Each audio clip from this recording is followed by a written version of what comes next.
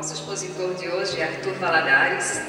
Ele é natural de Patrocínio, Minas Gerais, e reside em São Carlos, no estado de São Paulo.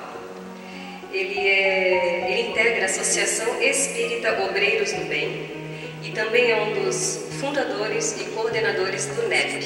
O NEP é o Núcleo de Estudos Espíritas do Evangelho Paulo de Tarso. Nós agradecemos já antecipadamente o Arthur pela presença, nos prestigiando, e damos a palavra. Boa tarde a todos.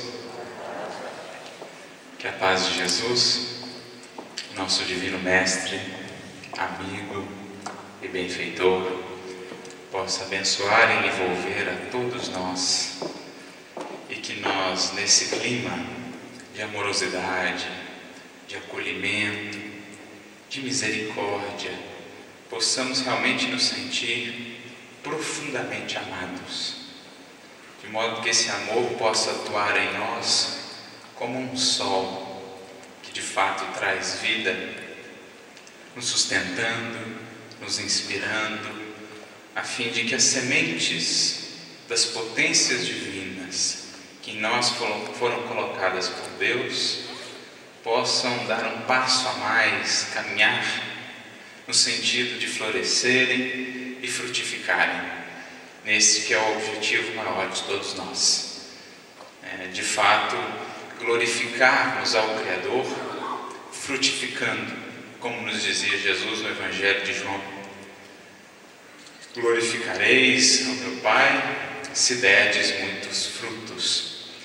Então essa é a nossa meta, e é por isso que nós sempre buscamos nos reunir em torno do Evangelho e dessa mensagem do Evangelho redivivo, que é o Consolador prometido, para que em torno desses recursos preciosos que o alto nos confere, e nesse clima de fraternidade e de amizade, nós possamos realmente florescer e frutificar.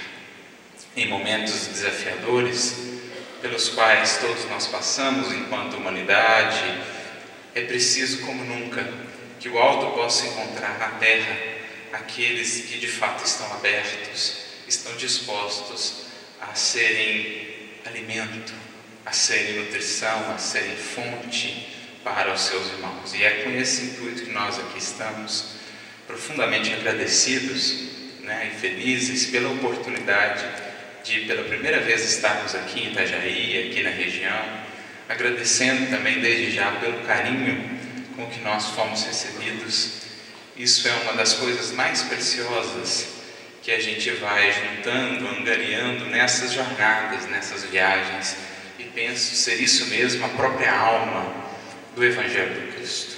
A força daqueles primeiros cristãos estava justamente na união, nesse laço entre corações que os marcava. Por isso se sustentavam mesmo em meio às provas mais difíceis. Que isso possa ser a experiência espírita para nós, a experiência espírita cristã, com o Evangelho, com Cristo.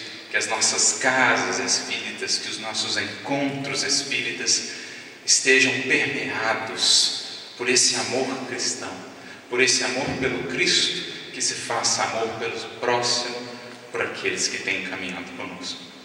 E nesse sentido, então, rogamos que o Mestre nos abençoe, para que as reflexões aqui nessa tarde, em torno da bendita doutrina que Allan Kardec nos legou, que essas reflexões possam ser para nós um estímulo a mais, para caminharmos no sentido de aprofundamento da nossa experiência espiritual, um sentido de ganharmos mais consciência do que representa esse conhecimento, poderíamos mesmo dizer, esse tesouro imensurável em nossas mãos, em nossa mente, em nosso coração. Ou seja, a nossa reflexão aqui nessa tarde, enquanto espíritas, todos aprendizes, todos partilhando dessa busca e desse esforço, creio eu, a ideia é que nós, a partir dessa troca e a partir daquilo que Kardec e todos os que vieram depois e que nos deixaram tanto, que a partir disso nós saímos daqui mais estimulados a avançar no caminho que o Espiritismo nos abre. Porque o Espiritismo, sem sombra de dúvidas em nossa vida, é o abrir de inúmeras portas, é o desvelar de diversos véus. Dá-nos a doutrina espírita um horizonte tão grandioso, tão vasto, acerca da vida, do universo e da perfeita criação de Deus, que é preciso aproveitar essa visão, que é preciso nos abrirmos ao que essa visão pode gerar em nós, se nos dispusermos a tanto. Porque essa é a grande finalidade da revelação, daquilo que nos chega do alto. Chega como investimento do alto, abrindo horizontes, atuando como combustível, incitando-nos a avançar, a deixar lugar à acomodação. Mas o mais importante não é tanto, propriamente, o que foi recebido, ou o que se sabe, mas o que se faz disso. Essa é a grande finalidade da revelação. Não simplesmente permanecer estanque na criatura que a recebe, no receptáculo que a recebe, mas a partir dali, digamos, desenvolver ou dar início a uma série de processos transformadores do indivíduo, bem como do seu entorno. Então existem diversos níveis de experiência espiritual, no nosso caso com o Espiritismo, como com qualquer outra religião. Existem diversos níveis de aprofundamento. E mais importante do que simplesmente o rótulo exterior, que nos associa a essa ou aquela, são os sinais interiores, que de fato nos vincula àquela mensagem recebida a partir das transformações que ela gera em nós. Quando isso se dá, podemos dizer que de fato, mais do que conhecer, temos compreendido. Eu gosto dessa palavra, compreender, que Kardec se utiliza ao longo de toda a codificação, em muitos momentos, porque ela me traz essa ideia do que vai além do simples conhecer. Compreender, se a gente pegar a própria etimologia da palavra, nos dá essa ideia do que eu prendo comigo, ou do que eu levo comigo a partir do que foi recebido, do que esse recurso que nos chega do alto, o conhecimento superior, representou em termos de mudança que agora passa a fazer parte do meu ser e que está e estará comigo onde quer que eu esteja. Ou seja, verdadeira conquista da alma, tesouro acumulado, tesouro conquistado que não se perde mais, transformação efetiva. Então essa é a reflexão que nós vamos propor nessa tarde, claro, no nosso prisma aqui de espíritas. Quais são alguns desses níveis de aprofundamento com esse conhecimento que nos foi trazido pelos espíritos, através de Kardec e de tantos outros tarefeiros? Qual é o resultado final dessa interação entre o que recebemos do alto, na forma do conhecimento superior, da revelação, e o que nós demos ao alto, em termos de preparação, em termos de ambiência interior para acolher esses recursos? Porque os resultados serão infinitamente variados. A qualidade da mensagem que chega do alto é sempre a mesma, pura, divina, a doutrina dos Espíritos. Mas o resultado dela em cada indivíduo dependerá muito da condição do indivíduo, do que ele fez e tem feito de si mesmo. E por isso os resultados e os tipos de vivência espírita ou de espíritas são assim tão diversos. E veremos, Kardec vai nos trazer 4 tipos principais. Mas para ilustrar bem essa introdução, esse aspecto dessa interação entre o que se recebe do alto, na forma de semente, na forma de investimento, e o resultado que isso gera, me recordo de um diálogo entre Jesus e Sara, esposa de Benjamim, que era um criador de cabras, ali na região de Cafarnaum. Diálogo esse que nos foi trazido pelo querido espírito Neio Lúcio, no seu belo livro Jesus no Lar, em que a gente pode ter essa experiência, como no livro Boa Nova, de Humberto de Campos, essa experiência da intimidade com Jesus, né? O que está nos bastidores do Evangelho. O Evangelho é em si mesmo encantador. Ler as frases, as mensagens, as passagens, as parábolas de Jesus, sobretudo ao coração que vai se sensibilizando ao toque do Evangelho, é sempre uma experiência profunda e tocante. Mas quando a espiritualidade, por acréscimo de misericórdia, nos abre, digamos assim, algumas janelinhas extras, algumas cortinas que nos permitem ver um pouco dos bastidores do Evangelho, de Jesus na intimidade com os discípulos, de Jesus na casa de Pedro, enfim, aí essa experiência ganha um toque todo especial, porque aí é como se a gente sentisse Jesus ainda mais perto. Não que pelo Evangelho não seja possível sentir isso, mas os detalhes da narrativa, né? As minúcias, a gente quase que se sente realmente fazendo um Evangelho no lar com Jesus. A gente quase que se sente sentado em torno da mesa rústica e simples de Simão Pedro, naquelas noites inesquecíveis daqueles 3 anos que o Mestre passou com ele. Imaginemos só quais não eram as conversas, quais não eram os diálogos. Imaginemos só se nós sequer desejaríamos dormir sabendo que Jesus estava ali e a conversa ia se estendendo noite adentro. Imaginemos só que não foram esses momentos, a espiritualidade presente, enfim, a gente começa a elucubrar, a gente começa mais do que isso, a sentir. E é aqui que o Evangelho, e é aqui que a doutrina espírita também vai alcançando o seu objetivo primordial. Mais do que permanecer arquivada nos celeiros do intelecto e da cognição, alcançar as terras ainda áridas, ainda não tão férteis do coração, para que, enfim, uma vez trabalhadas essas terras, possam frutificar. Sentir, portanto, sentir o Cristo, sentir o Evangelho. Esse é um dos objetivos fundamentais, para que, enquanto seres integrais, possamos criar esse ambiente receptivo à mensagem. Mas, no capítulo 3 do livro Jesus no Lar, Sara volta-se então a Jesus. Eles estavam ali dialogando, não se sabe ao certo se na casa de Pedro, mas muito provavelmente o era. Estavam dialogando sobre a maravilha, né, das lições de Jesus, as grandiosidades do reino de Deus, as belezas daquele reino sobre o qual ele falava, né?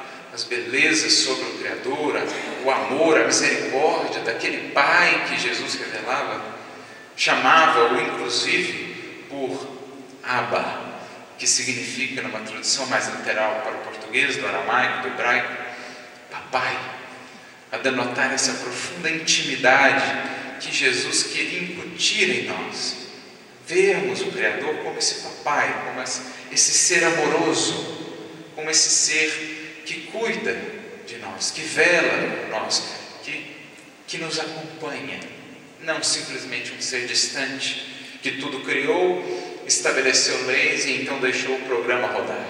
Não é essa a ideia. Há uma providência, e diríamos, sempre dizemos isso, uma previdência divina também, que prevê e provê, que nos ampara em cada momento. Então, eles dialogavam sobre as belezas daquele reino, e Sara dizia: Senhor, como eu gostaria de poder de fato encontrar esse reino, adentrar nesse reino, porque as suas lições me encantam, me emocionam, mas no entanto eu sinto tantas dificuldades. Na hora que eu penso que as coisas estão caminhando, eis que me vejo ainda tropeçando nos mesmos hábitos infelizes, nos mesmos vícios, né? Estou traduzindo aqui nas nossas palavras, mas é mais ou menos esse o teor da conversa. Como é que a gente faz? mais ou menos aquilo que Paulo vai descrever na sua carta, né, aos Romanos, se não me falha a memória, quando ele diz acerca desse combate interno que se estabelece uma vez que o coração recebeu com sinceridade, com verdadeira disposição de mudança a mensagem do Evangelho. Paulo dizia: bom combate, né? O bem que eu quero, esse eu ainda não faço. O mal que eu não quero, esse eu ainda faço. Essa é uma das melhores descrições desse processo, ao qual muitos de nós aí sabemos, né? Estamos inseridos, no qual sabemos, muitos de nós estamos inseridos. É o processo que a gente vê claramente no Simão Pedro, que tinha aquelas juras de fidelidade ao Mestre, e ninguém duvida quanto de fato ele o amava.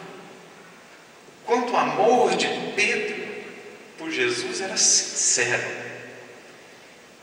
Amor esse que foi traduzido naquela que é uma das mais belas passagens do Evangelho: Pedro, tu me amas? Sim, Senhor, sabes que te amo.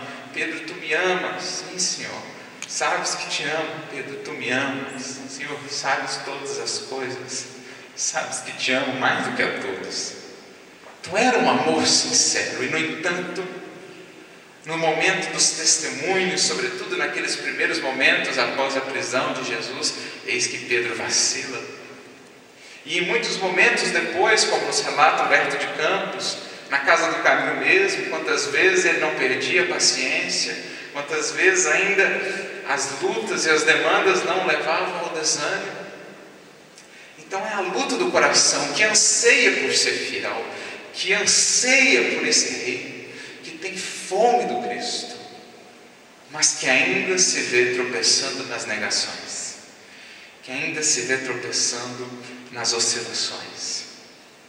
Esse é o caso de muitos de nós, e por isso Pedro é um personagem que nos toca tanto, porque muitos de nós já trazemos esse profundo amor por Jesus, e como Sara, gostaríamos já de sentir esse reino, de viver e expressar esse reino, e no entanto nos vemos ainda com essas vacilações.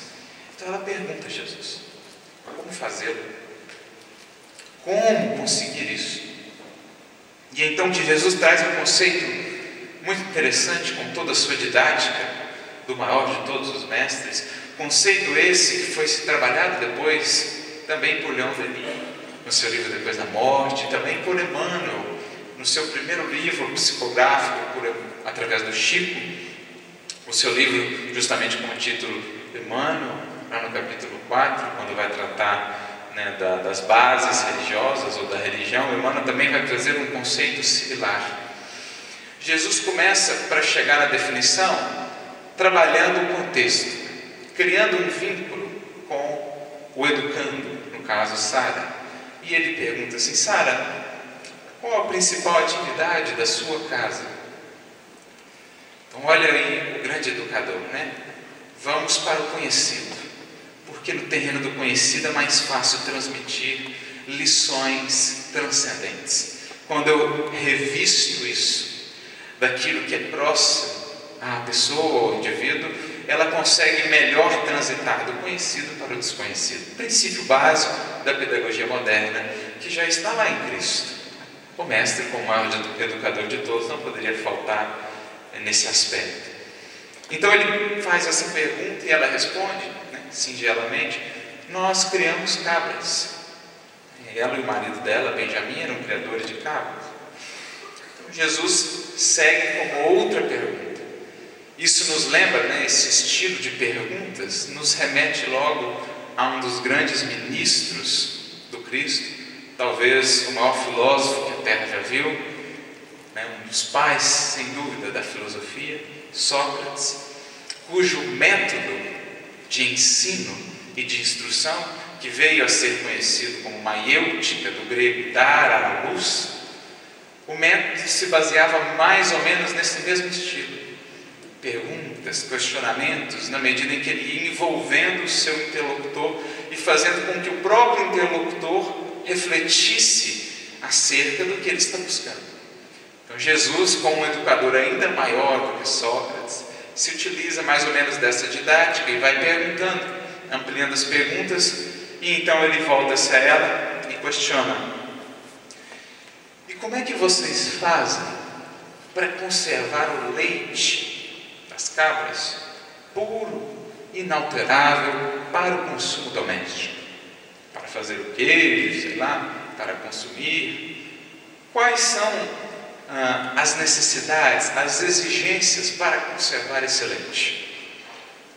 E ela diz: olha, antes de mais nada, é preciso convir que é preciso limpar muito bem a vasilha que vai receber. Caso contrário, logo, logo, o leite já está azedo. Então, óbvio que Jesus já imaginava, desde lá atrás, a resposta a que ela chegaria, porque ele queria utilizar-se dessa resposta para transmitir a lição. Então, olha que interessante. O leite como recurso ali precioso, como recurso valioso a ser guardado, para que se possa usufruir dos benefícios do leite. Para isso, antes de mais nada, era preciso criar uma ambiência adequada para armazená-lo, para guardá-lo. E é então que Jesus, fazendo a ponte, disse: assim também a revelação superior no coração da criatura.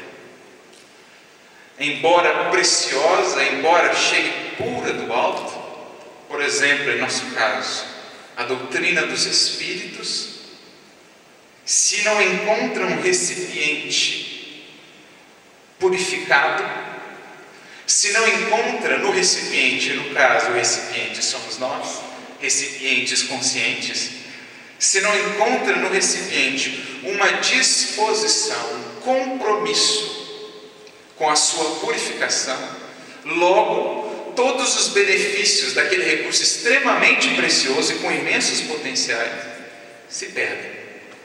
Porque misturados às sujidades, diz Jesus, do recipiente, amargo.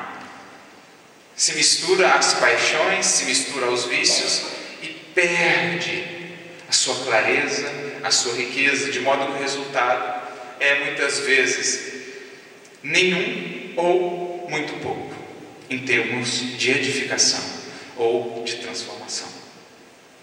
Então Jesus estabelece ali um paradigma que é fundamental para entendermos, por exemplo, as religiões de um modo geral, essa relação da criatura humana com as fontes superiores da vida, que por meio dos missionários, que por meio da mediunidade, que por meio da ciência e dos filósofos de todos os tempos, vai trazendo os conhecimentos novos, os conhecimentos superiores à humanidade, aos indivíduos. Por que os resultados são tão diversos? Por conta da diferença dos recipientes. E é preciso já entender a partir daqui que esse cuidado do recipiente é o que nos diz respeito mais propriamente no que se refere ao assunto da religião ou da revelação, à nossa relação, no nosso caso, com a doutrina espírita. Que ambiente interno nós temos criado para receber esse conhecimento, que chega com um tremendo potencial transformador, mas cujos resultados variarão ao infinito segundo as disposições e as características de cada um. Jesus vai ter uma lição similar a essa no Evangelho, quando ele diz: não se coloca vinho novo em odres velhos, pois, caso faça, tanto o vinho se perde como o odre estoura. Por quê? Jesus está se utilizando de um recurso da época, né? Algo corriqueiro. As pessoas sabiam, colocar o vinho novo em odre velho geralmente não dava certo. Por quê? O odre velho está cheio de sujidades, já está desgastado. O vinho novo ainda está em processo de fermentação. Ao contato com as sujidades do odre e tendo o odre menos resistência, as chances de que essa fermentação o desgaste ainda mais e venha estourado são grandes. Mas Jesus não está falando das coisas, Jesus está falando das criaturas, porque o vinho naquela tradição, como de certo modo para nós espíritas também, né, esse vínculo com a uva, com a videira, como está lá no Prolegômenos, o vinho sempre foi naquela cultura um símbolo do conhecimento espiritual ou do espírito. Por quê? Eles olhavam os sábios daquele tempo ao seu redor, procurando algo que com o tempo, eles olhavam ao seu redor e viam na verdade coisas que com o tempo se deterioravam, mas identificavam uma coisa que com o tempo se aperfeiçoava sempre, estava sempre melhor, sempre mais valioso. O vinho, com o tempo, se tornava sempre mais valioso, sempre mais saboroso. Por isso eles associavam o vinho, esse símbolo do vinho, ao Espírito, que com o tempo somente se aperfeiçoa, o conhecimento espiritual. Por isso que os Espíritos pedem que no Prolegômenos, dê o livro dos Espíritos, se coloque uma cepa da videira. E por isso esse é um assunto tão recorrente no Evangelho. Então o vinho que Jesus fala que vai ser colocado no odre novo é uma referência ao conhecimento espiritual novo que o Evangelho vinha trazer, as lições de vida eterna do Cristo. Os odres velhos representam as criaturas, muitas vezes nós, aqueles que não estamos dispostos a nos renovarmos. Queremos acolher a mensagem do Cristo sem que ela represente em nada modificações em nossa vida. Queremos ser os mesmos de sempre com uma mensagem nova. O resultado não é dos melhores, porque a mensagem nova esclarece a consciência. A consciência mais esclarecida cobra mais o indivíduo. E o resultado muitas vezes é aquele conflito interno daquele que sabe, mas ainda não faz. Então é o que Jesus está representando. É preciso que haja um paralelo. O alto está sempre a nos trazer o novo, a todos aqueles que buscam, e em termos de humanidade, em momentos específicos traz o alto novas revelações. Mas é preciso que da parte das criaturas se encontre também essa disposição para a renovação, para a mudança do recipiente, que no caso somos nós. E então Jesus conclui essa lição a Sara e a todos nós, dizendo assim: a gota de orvalho num lírio alvo é diamante celeste, mas na poeira da estrada é gota lamacenta. Assim é a revelação superior. Uma gota de orvalho, límpida, pura, vertendo, do alto dos galhos, mas dependendo de onde ela cai, se num lírio alvo, pode refletir a grandiosidade e a beleza do sol, os raios solares. Se, no entanto, cai na poeira da terra, no pó do mundo, nas paixões, naquilo que nos escraviza ao terra a terra, se converte em gota lamacenta. E toda a sua beleza se perde no processo. Então, Leon Denis vai trazer um conceito exatamente igual na primeira parte, no primeiro capítulo da sua primeira grande obra magna, Depois da Morte. Aquele primeiro capítulo dele que é magistral, a doutrina secreta e as religiões, em que ele faz ele inicia, na verdade, uma jornada pelo tempo, pela história, passando pelas várias tradições espirituais e mostrando como que, a par das diferenças exteriores, existe um fio condutor que as une todas, que é ali a revelação espiritual por excelência.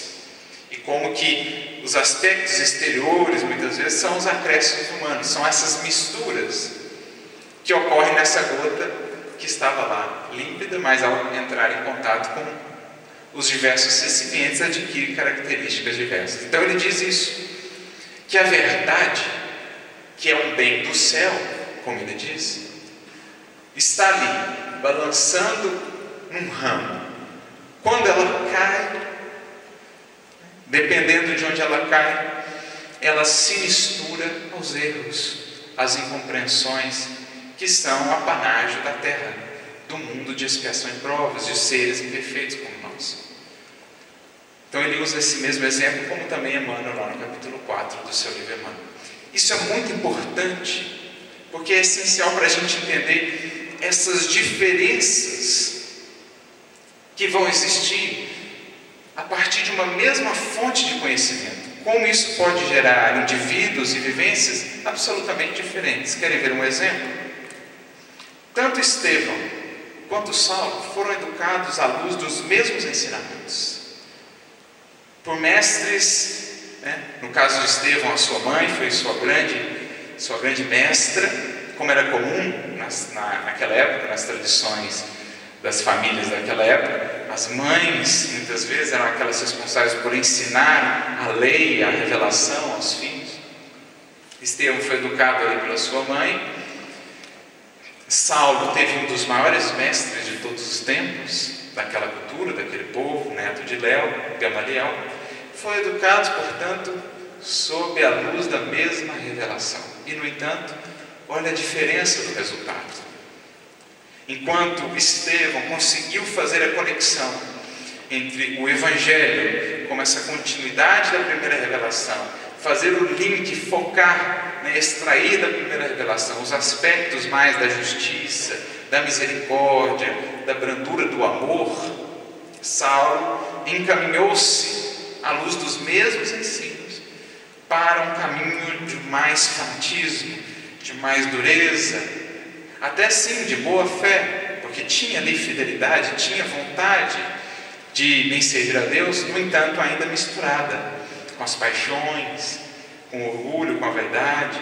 Quando ele vê Estevão, um jovem também como ele, com a mesma eloquência até maior, falando daquela maneira do Evangelho, né, reajustando a posição de Moisés em relação ao Cristo de Deus, o Messias.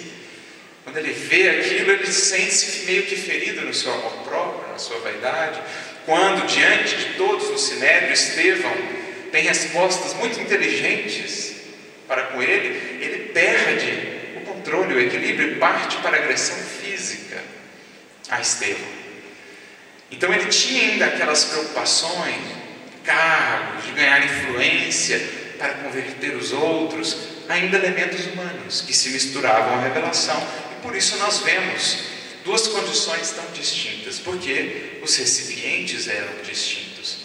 Então isso é essencial para a gente entender a proposta de reflexão que Kardec vai nos trazer acerca desse assunto, que é essencial para cada um de nós enquanto espíritas, para percebermos em que estágio estamos no processo. E essa é uma reflexão pertinente a cada um de nós, percebemos em que ponto estamos do processo de interação com a doutrina espírita em nossas vidas. Mas nessa mesma linha de compreensão da importância do recipiente, né, do elemento que recebe a fecundação do alto, nós temos uma parábola de Jesus, a qual inclusive Kardec vai recorrer para ilustrar esses tipos, essas categorias de espíritas. Nós estamos a falar da parábola do semeador, ou, como Kardec escolhe intitulá-la no Evangelho segundo o Espiritismo, a parábola da semente. Porque é interessante pensarmos na parábola da semente. Os resultados em cada tipo de solo são os mais diversos, mas não era devido à semente, nem tampouco ao semeador. A semente era a mesma, a qualidade, o potencial da semente era a mesma. As mesmas sementes caíram em todos os tipos de solos, lançadas pelo mesmo semeador. O que dava então a diferença? Justamente a capacidade receptiva da semente. Ora, é uma maneira que Jesus tem de ilustrar o que acontece nessa nossa interação com o que nos chega do alto. Claro que são várias as frentes e as perspectivas pelas quais podemos abordar a parábola. São várias, mas imaginemos uma delas: o Cristo sendo esse grande semeador da terra, aquele que, como sabemos pela doutrina espírita, recebeu na terra a incumbência de tutelar a evolução de todos os mais de 20 bilhões de espíritos que evoluem aqui. E Jesus vai lançar sementes a rodo, como nós dizemos, né? Vai lançar sementes sem qualquer parcimônia, no sentido de que vai prover todos os espíritos que aqui evoluem de elementos de renovação, de oportunidades de aprendizado. É o que representam as sementes. o conhecimento superior que nos chega, a oportunidade de um trabalho, de uma experiência, de uma prova, né? A convivência com essa ou aquela pessoa, tudo isso está ali representado naquelas sementes que são lançadas em cada solo. É a fecundação do alto, o investimento do alto em nós outros, porque a evolução só se dá assim. Não fosse essa parceria, né, essa grande lei de solidariedade entre os que avançaram mais e que atuam em nome do Criador da vida, amparando os que ainda estão na retaguarda, dificilmente mudaríamos de planos de vida. A evolução, como aprendemos na doutrina, ela se dá justamente pela interação entre o que vem do alto, o que vem de Deus através dos seus infinitos obreiros, né, os espíritos superiores que trabalham atendendo às suas vontades, esse é um recurso, e o que vem da própria criatura, a partir do esforço, do movimento de ascensão. Quando essas duas coisas se fundem, o resultado é progresso espiritual. Então, o Espiritismo vai renovar um pouco esse conceito de salvação que se tem na teologia mais tradicional, em que a criatura não precisaria tanto fazer esforços para ser salva, que seria algo da parte do Cristo, da parte de Deus. O Espiritismo nos renova essa concepção, dizendo que, de fato, sem Deus atuando, sem o alto nos fornecendo os recursos, nos amparando com a sua misericórdia, nada faríamos, nada seríamos. Mas também não basta. É preciso que isso encontre da parte da criatura a disposição em aproveitar esses recursos. Por isso Kardec estabelece o lema, a frase tão conhecida: ajuda-te que o céu te ajudará. Na verdade, o céu nos ajudar talvez deveria vir antes, né? Sem qualquer pretensão de fazer uma correção, mas é perceber a ideia de que o auxílio do céu nunca falta, mesmo que não o peçamos, mesmo antes de concebermos, o céu já estava a nos ajudar. Mesmo antes de tomarmos consciência de nós mesmos, o céu já estava a nos ajudar. A partir do momento em que tomamos consciência, aí sim cabe a cada um de nós ajudarmos para então perceber o auxílio. E talvez por isso Kardec tenha colocado depois. Porque se não nos ajudamos, ficamos muitas vezes a lamentar o auxílio que já veio, que já está aqui e que não conseguimos ver. Por quê? Porque não temos nos ajudado, porque não temos nos aberto. Então, em nos abrindo à mudança, percebemos o auxílio que já estava. Ajuda-te e o céu te ajudará. Não que foi preciso pedir, não. A partir da mudança de perspectiva interna, nós podemos identificar esse auxílio. Então, essa é a ideia de progresso, né? De evolução que a doutrina espírita vai nos trazer. O recurso que vem do alto, que no Evangelho tem um nome, que é muitas vezes incompreendido por nós espíritas, né, que às vezes não estamos tão acostumados assim a alguns termos do Evangelho. Esse nome é o nome de graça. Graça, graça divina. É o recurso que vem do alto. Muitas vezes, ou na maioria das vezes, sem que o mereçamos. Um exemplo: o Espírito que na encarnação passada colocou os pés pelas mãos, desviou-se completamente das leis divinas, receber uma nova oportunidade de encarnar, é porque ele fez por merecer ou por graça, por amor e misericórdia do Pai Criador, que quer que todos atinjam as finalidades da vida. Essa é a ideia de graça, é a ideia de que o amor de Deus por nós não depende do que façamos, mas aliada a essa graça é preciso existir o esforço da criatura, porque só assim ela toma posse então desse destino que lhe está reservado, que não é conferido gratuitamente. Ninguém evolui gratuitamente. O amor, as oportunidades são gratuitas, mas a evolução é o resultado do aproveitamento dessas oportunidades. Essa é a ideia de evolução que o Espiritismo nos traz. E é o que está representado na parábola do semeador. O semeador saiu a semear sempre. Há 4 bilhões e meio de anos atrás, o Cristo já estava semeando o terreno, preparando para nós, para nos receber. E desde que aqui estamos, nunca faltaram os recursos do alto, através dos vários missionários que Jesus enviou em todos os tempos, através da mediunidade, através da revelação, enfim, das descobertas. Sempre as sementes estiveram presentes e o semeador sempre esteve a semear. Por que então os resultados são diversos? Por conta das características de cada solo. Então essa talvez seja a grande mensagem da parábola do semeador, e talvez por isso Kardec tenha usado o título Parábola da Semente ao invés do semeador. Como talvez nos convidando a refletir de que a semente é a mesma para todos, chega para todos. O grande chamamento da parábola é: que tipo de solo eu tenho sido? Com que valores, com que objetivos eu tenho buscado, no nosso caso, o Espiritismo? Porque isso é o solo que eu estou dando à semente que me chega. O tipo de solo que eu apresento a ela vai definir a produção ou não.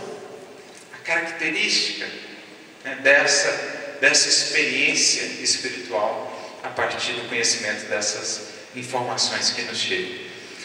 Então, aproveitando esse gancho, né, tendo essa visão muito profunda sobre a parábola, Kardec puxa ela lá no capítulo 17 do Evangelho do Espiritismo e didaticamente compara cada tipo de solo da parábola a um tipo de espírita.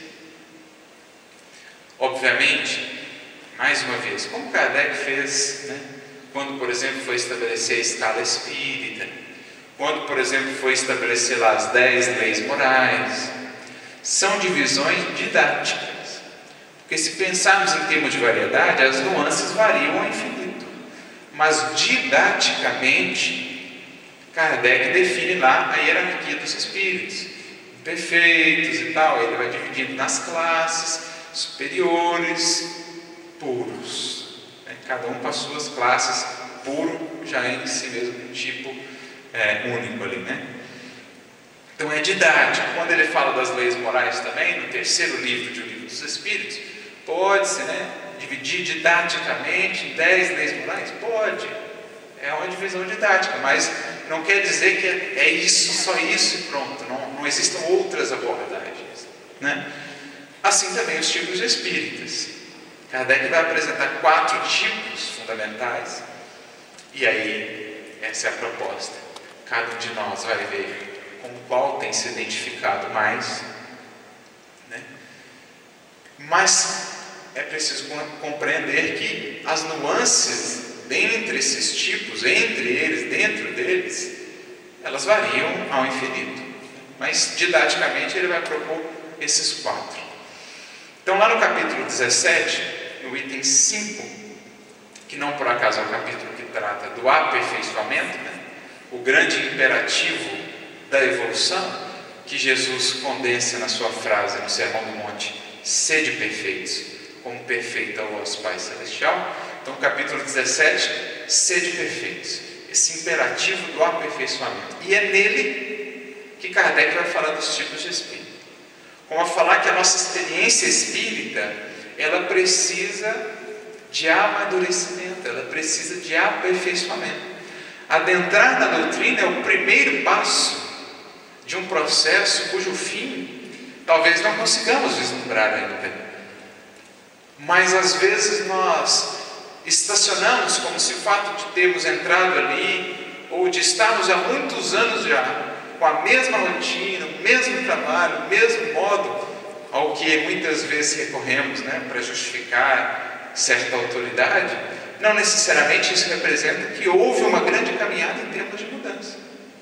Podemos estar há anos a fio na doutrina sem que tenhamos caminhado efetivamente muito em termos de aprofundamento, aperfeiçoamento na doutrina, ou sem que a doutrina de fato tenha avançado em nós, ganhado terreno em nós, porque mais importante do que nós adentrarmos nela é ela adentrar em nós e ganhar terreno em nós. Imaginemos o nosso coração como um vasto campo. Nós vamos ver que, pegando a parábola do semeador por base, dentro de nós, no nosso coração, no nosso ser, nós temos regiões que serão um tipo de solo, como outras regiões que serão outro tipo de solo, como outras regiões que serão outro tipo de solo. Então, em alguns aspectos avançamos um pouco, mas em outros estamos lá estacionados. Então é preciso, como bons lavradores de nós mesmos, é preciso olhar, conhecer muito bem esse campo do nosso coração, para tratar, sobretudo, essas regiões mais retardatárias, no sentido da produção espiritual, da transformação espiritual. Pois bem, como sabemos, são 4 tipos de solos. Lembrarei brevemente de cada um deles. O primeiro tipo de solo é aquele solo impermeável, à margem do caminho. Então, o solo próximo ao caminho é um solo muito batido, né? Justamente pelos indivíduos que caminhavam, que passavam por ali. Então, a característica desse solo é um solo muito impermeável. Então, as sementes caem ali, não conseguem qualquer penetração, são logo recolhidas pelos pássaros, né? Na passagem, na parábola, que, como Jesus vai explicar depois, essa é uma das 2 parábolas que Jesus explica no Evangelho. Os pássaros ali representavam aquelas forças contrárias ao nosso progresso, né? Tudo aquilo que no plano dos encarnados ou desencarnados ainda elabora ou se coloca contra o nosso progredir espiritual. O segundo tipo de solo já é um solo com uma certa permeabilidade. É o solo pedregoso. A semente cai, no primeiro momento ela germina, né? Começa a crescer, mas em saindo do solo, por ela não ter aprofundado as raízes e, portanto, ter encontrado os mananciais mais profundos, ela seca, ela cresce. Então, Jesus vai representar, né, esse tipo de solo, vai dizer que são aqueles indivíduos que têm, em primeiro impulso, né, no primeiro momento, sentem-se fascinados, emocionados, encantados pela mensagem, mas que não têm constância, não têm continuidade porque faltou aprofundamento. O primeiro tipo de solo, nós já percebemos, são aqueles que estão ainda muito indiferentes, muito fechados a qualquer mudança mais profunda em sentido espiritual. Passando para o terceiro tipo de solo, é o solo com espinhos ou com espinheiros. Então a semente cai ali, começa a crescer, mas então ela é abafada, sufocada pelos espinheiros. E é interessante pensarmos que os espinheiros são uma planta, que o solo é fértil, porque a planta cresce. A questão é de escolha, que planta eu quero cultivar, espinheiros ou plantas frutíferas. Essa é uma escolha do indivíduo, né? Então, escolhendo cultivar espinheiros, sufoca-se a planta do Evangelho que poderia frutificar. Ao dizer ou explicar qual é esse tipo de solo, Jesus diz que representa aqueles que estão ainda muito apegados à materialidade, né? Às coisas do mundo, à transitoriedade. E que justamente esse apego, essas ansiedades pelas coisas transitórias, pela impermanência, sufoca então o desenvolvimento da espiritualidade que está representado na plantinha do Evangelho. E por fim, o quarto, talvez o mais conhecido e naturalmente o objetivo para todos nós, é o solo fértil, aquele que acolhe a semente e que produz. E mesmo dentro desse, Jesus coloca gradações, como a dizer, da múltipla variedade, né?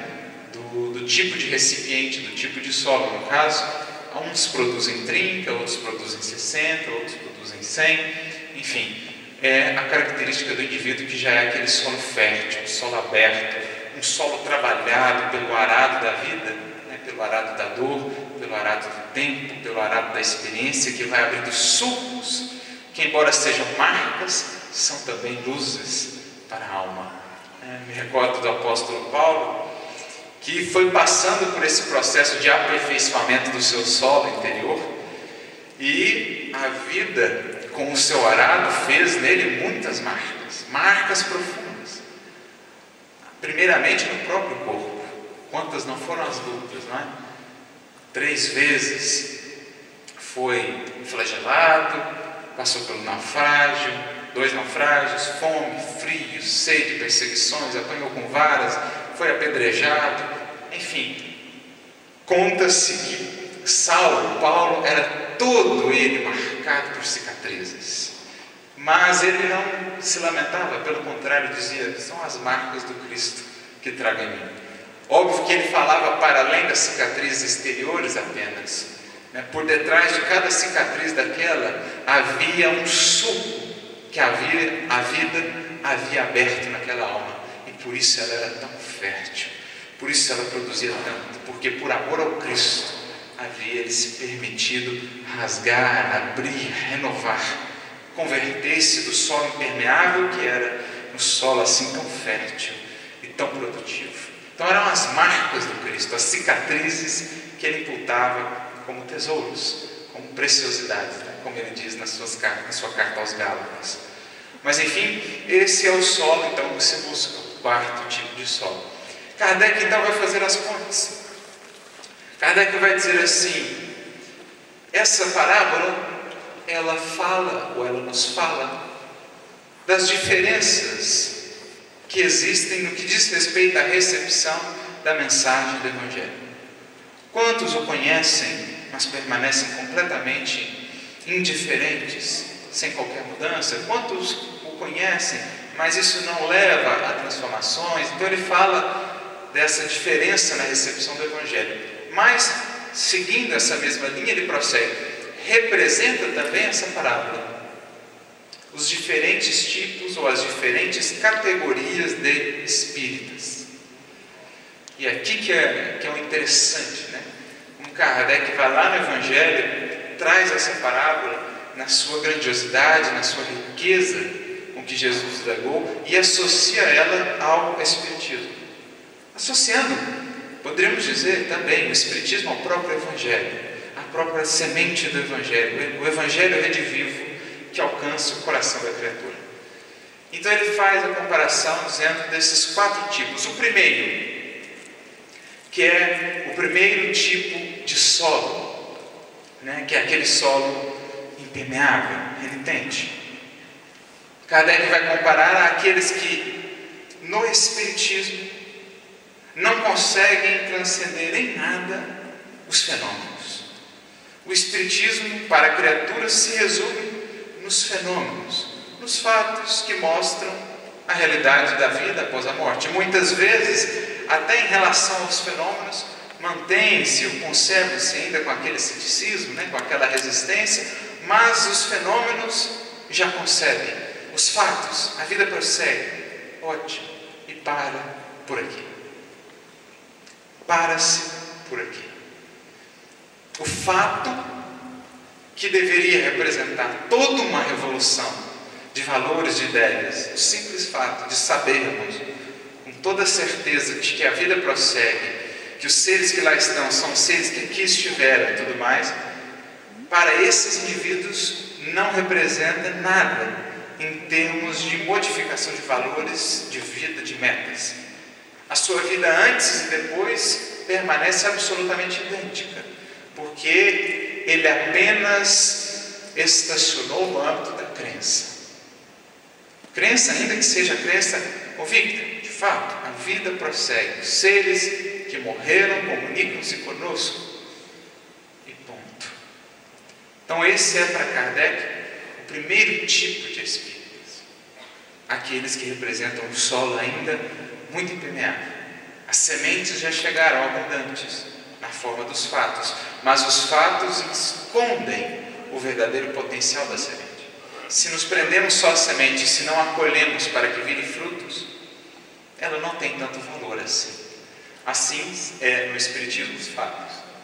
Foram fundamentais para a elaboração da doutrina, mas se estacionamos neles e se isso não representa nada mais, então há um problema, porque perde-se a finalidade maior com as quais, ou pelas quais esses fatos chegaram à nossa vida. Mas Kardec prossegue, aqui ele está fazendo uma descrição mais resumida, em outro momento ele vai aprofundar mais esses conceitos.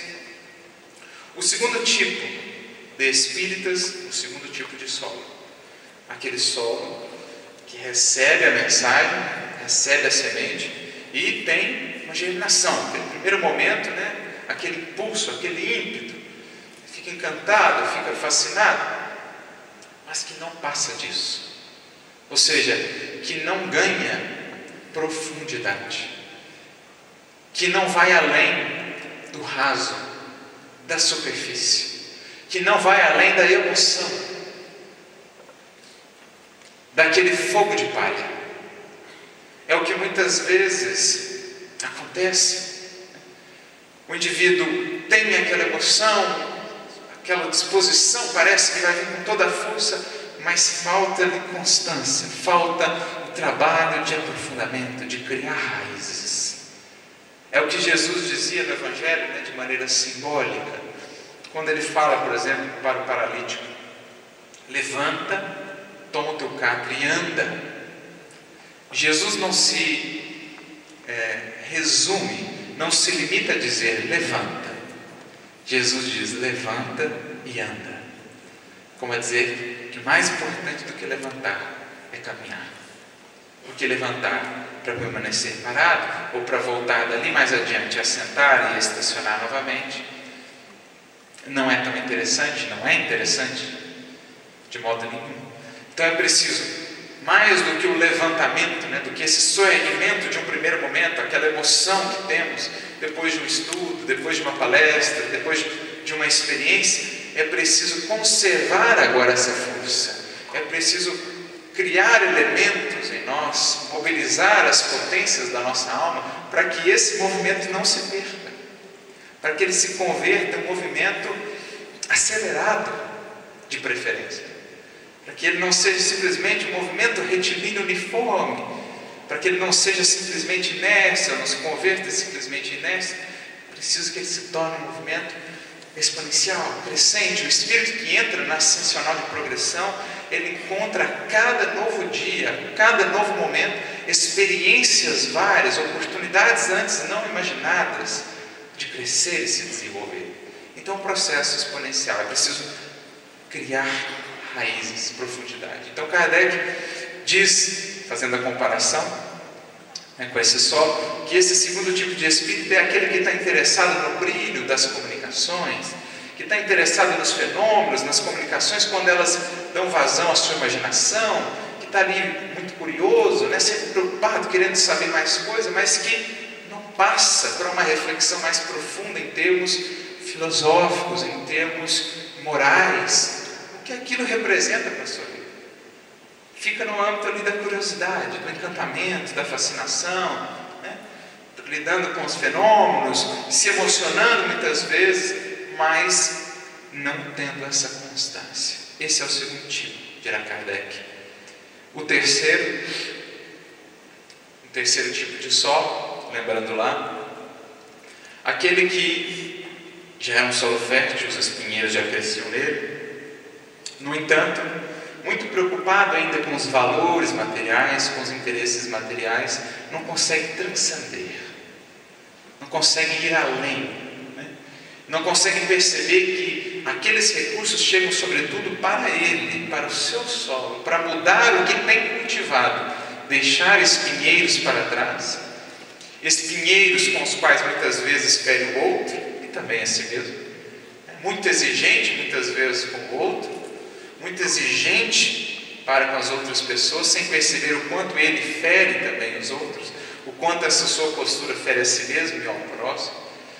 Então é aquele tipo que ainda não conseguiu fazer essa correlação da mensagem, da semente recebida com ele próprio enquanto solo. Por isso Kardec diz, são aqueles que até já conseguem ir além do puro fenômeno ou da curiosidade. São indivíduos que já conseguem divisar as consequências filosóficas da doutrina.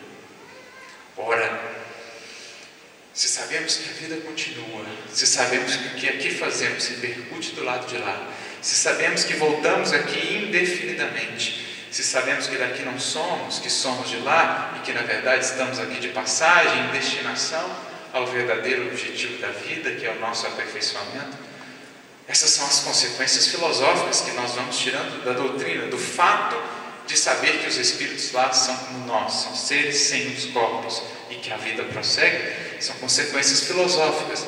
Mas muitas vezes o indivíduo as toma não para aplicar a si e a sua vida, mas a dos outros. É o que Kardec vai dizer. é aquele tipo que já reconhece a grandeza da moral, as consequências filosóficas, mas que ainda não voltou-se para si mesmo e ainda permanece, talvez agora ainda mais severo pelo que conhece, ferindo os outros com seus espinhos e ferindo a si mesmo, ao invés de cortar os espinhos que cultiva para cultivar novas plantas, novas árvores na alma. E ao invés de ferir o próximo na cobrança excessiva, muitas vezes não condizente com o próprio comportamento, passar a nutrir o próximo com a produção de valores, de virtudes, porque essa é a nossa meta. Não tanto cobrá-los, mas acima de tudo, nutri-los, estimulá-los no que possam produzir de bem. É claro que nas relações mais estreitas, especialmente de pais para com os filhos, vão existir as responsabilidades educativas. Mas de um modo geral, a nossa relação com o próximo, muito pautada ainda nesse cultivo de espinhos e de espinheiros, deveria ser antes pautada na doação de frutos e de flores, de beleza, de perfume, de cor. Porque é por isso que é reconhecida a árvore, diz Jesus. É por isso, ou por meio disso, que se mede a condição de um indivíduo, por aquilo que produz. Não se colhem figos das sarças ou dos espinheiros, nem uvas dos abrolhos. Então, essa deveria ser a meta. Mas o terceiro tipo, ele já consegue ir além do fenômeno, já consegue divisar esses horizontes, mas sem ainda conectar a si mesmo.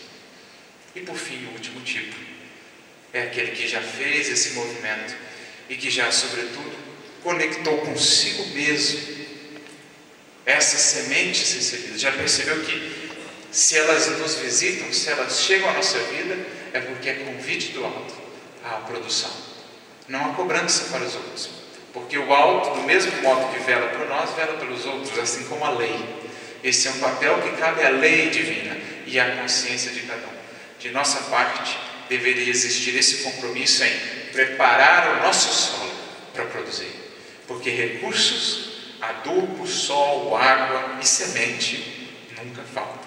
Nem o cuidado do grande lavrador, do grande semeador. Como diz o Espírito de verdade, eu, o divino jardineiro, no silêncio dos vossos pensamentos, cultivo as vossas almas.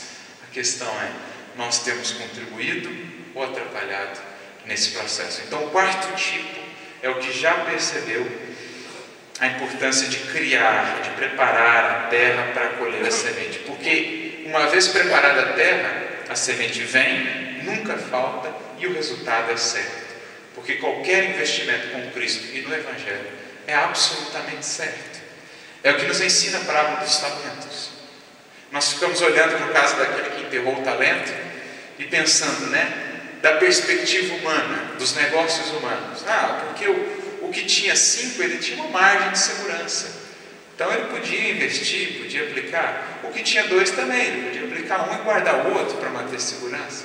O que tinha 1, coitado, só tinha um, ele ia arriscar, perder tudo. Porque a gente acha que investir com Cristo é negócio humano, de retorno incerto. Mas investir com Cristo não é negócio humano. É investimento divino, e qualquer investimento divino, o retorno é absolutamente certo e com juros inimagináveis. Essa é a ideia. Então esse é o quarto tipo de solo, ou quarto tipo de espírita, o fértil, aquele que produz, claro, dentro das gradações. Quanto mais fértil, mais rico esse solo se fizer, mais humilde se fizer, mais haverá de produzir. Essa é a primeira e mais fundamental das bem-aventuranças, das virtudes, aquela que fertiliza a nossa alma. Humildade, não por acaso, tem na sua origem etimológica uma associação com humus, a nos dizer de que é essa a condição, digamos assim, para tornar o nosso solo cada vez mais produtivo. Dizia Jesus ao longo do Evangelho várias vezes que os pequeninos, os que se fazem pequeninos, esses sim estão mais propícios, mais abertos à revelação, ao reino dos céus, das sementes que vêm do alto. Então aqui a gente fez esse primeiro vínculo com os 4 tipos de espíritos, ainda mais superficial que Kardec depois vai desenvolver.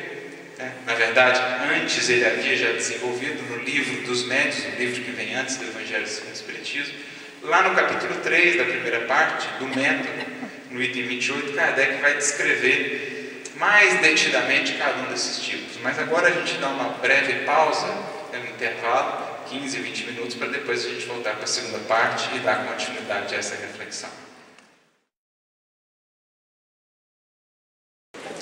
Bom, boa tarde a todos.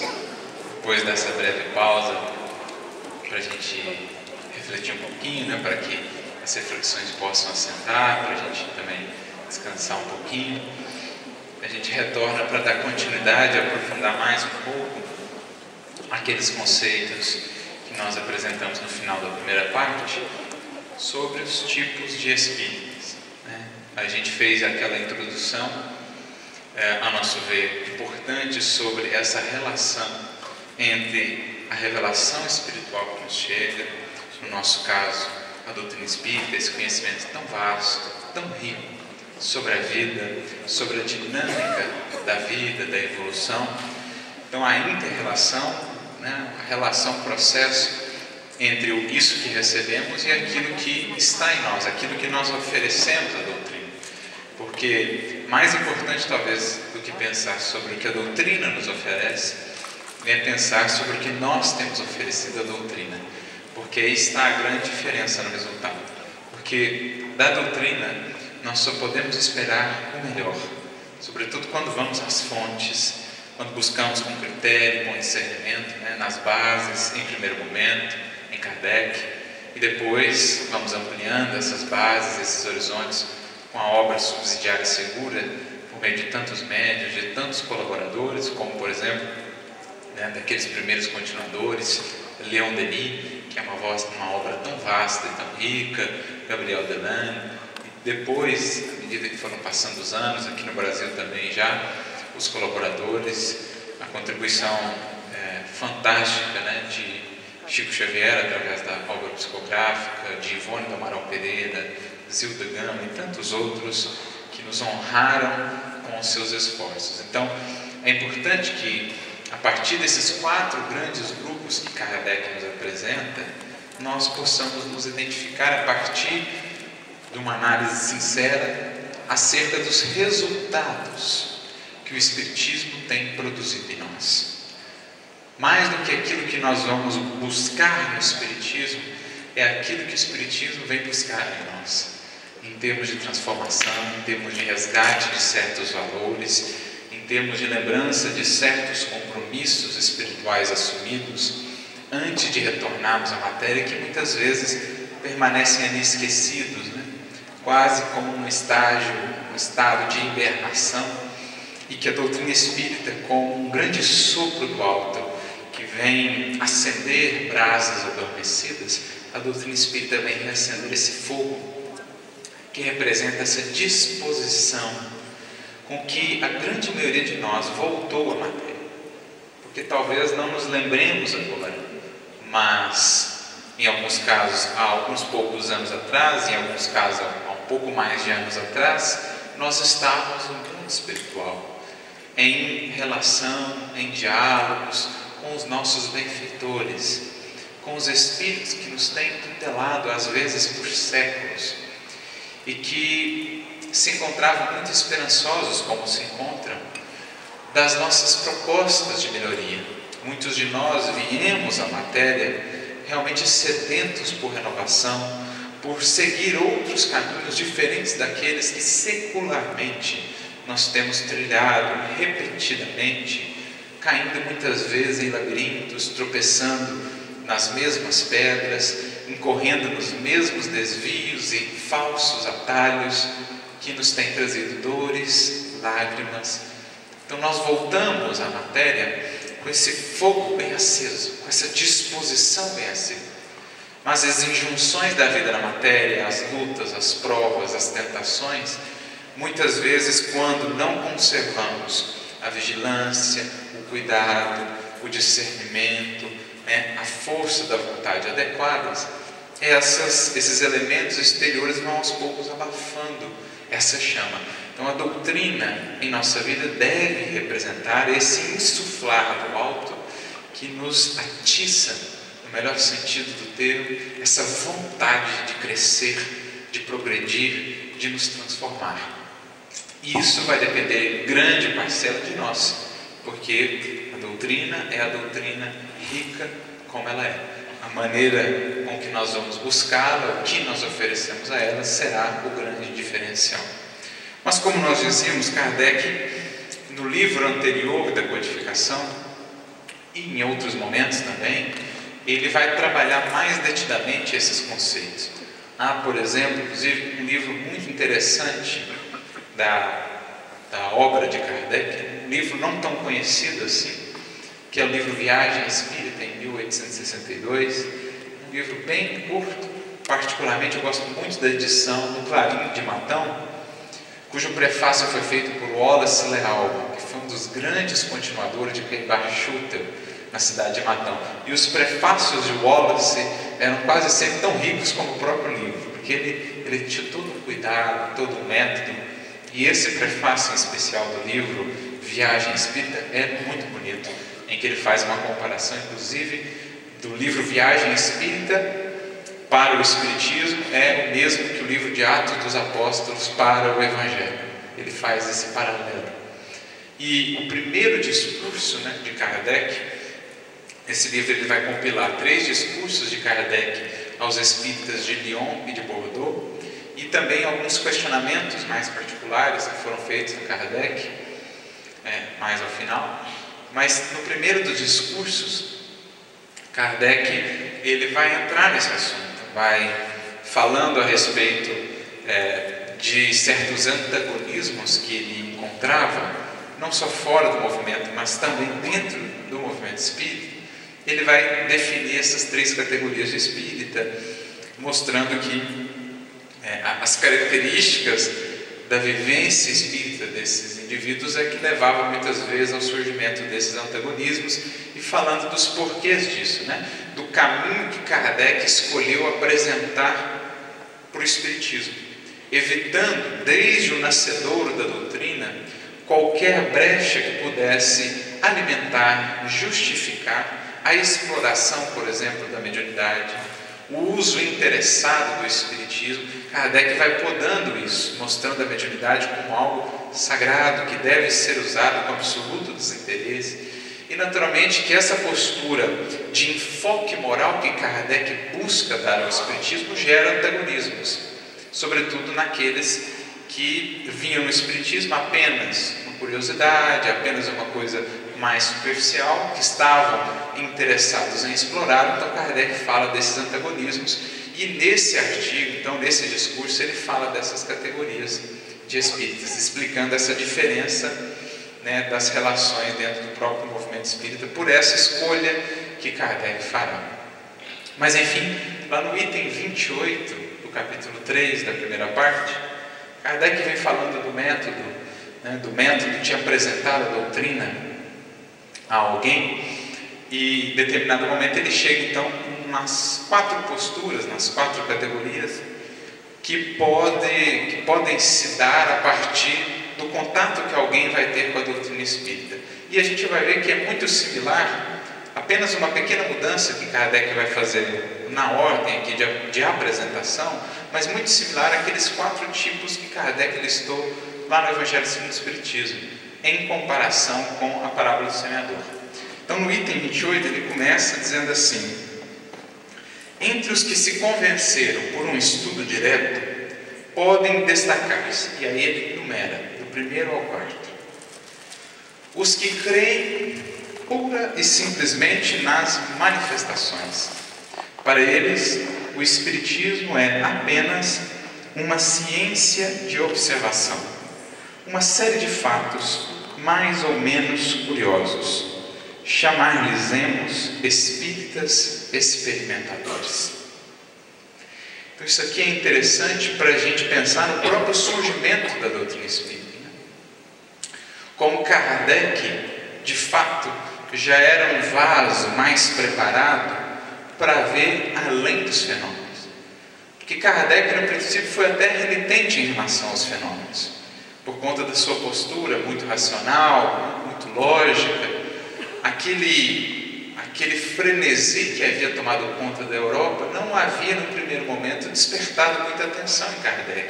Alguns amigos, inclusive, haviam falado para ele a respeito, e ele, meio que retrucando: olha, mostra-me, prove-me que mesas têm nervos, né, e tal. Caso contrário, é apenas uma conversa, como se diz popularmente, para boi dormir.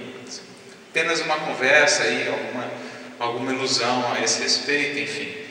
Então ele reluta no primeiro momento, mas depois, pelas circunstâncias e depois do diálogo que um amigo que ele tinha por mais sério, por mais dedicado, ele então começa a ter a sua atenção chamada, se propõe a se relacionar com os fenômenos. E aqui é interessante ver como que aqueles fenômenos geravam nas pessoas recepções as mais diversas. A grande maioria entrevia-lhe apenas algo para satisfazer a curiosidade, um passatempo.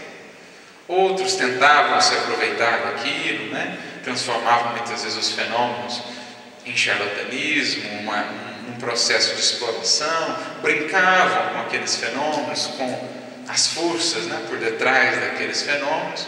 Outros já entreviam uma coisa um pouco mais séria, mas ficavam muito presos ao âmbito da experimentação, e assim ficaram por muitos anos. Quantos cientistas, né, depois de anos e anos e anos experimentando e verificando, ainda não se abriam, né, para além, na formação da convicção, para além no aspecto filosófico, porque ficaram muito presos àquele espírito de ceticismo, aquele espírito de resistência, seja por um motivo ou outro internamente. Mas outros, e em especial Kardec, conseguiram ver a importância da análise dos fenômenos e entrever o que estava por trás dos fenômenos. E aqui está um dos aspectos da grandiosidade de Kardec, porque ele foi de fato escolhido para essa tarefa. Porque, como ele mesmo vai revelar, está lá no livro Obras Póstumas, quando ele fala da sua iniciação no Espiritismo, ele vai dizer: eu entrevia naquelas aparentes futilidades, naquele passatempo para muitos, eu entrevia ali alguma coisa de sério e muito grave, que me propus a estudar seriamente. Eu via ali, naqueles aparentes fenômenos, naquelas aparentes futilidades, ele diz, eu via ali a chave do problema tão obscuro e tão inquietante do passado e do futuro da humanidade. E me propus a estudá-lo com seriedade. Era preciso caminhar com prudência, com ponderação. Era preciso ser, diz Kardec, positivista e não idealista, a fim de que não me pudesse iludir. Então olha que diferença, né? As buscas de cada um. Os que ainda não buscavam algo mais sério, ainda não haviam se voltado para as questões maiores da vida.